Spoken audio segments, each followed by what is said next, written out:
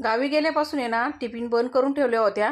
आता गावावरून आल्याच्या नंतर ना टिफिनवाले काय गप्पच बसत नाही, म्हणतात काकी टिफिन चालू करा. तर चला आजपासून सुरुवात केलेली आहे.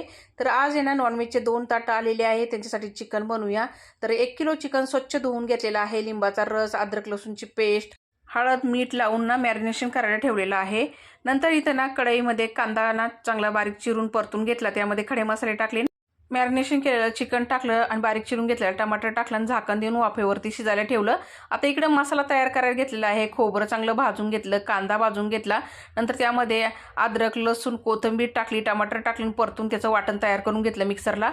तसेच कढईमध्ये तेल गरम करून थोडासा कांदा बारीक चिरून घेतलेला परतून घेतला. घरगुती मसाला, लाल काश्मीरी मिरची पावडर, धना पावडर, गरम मसाला, हळद टाकली.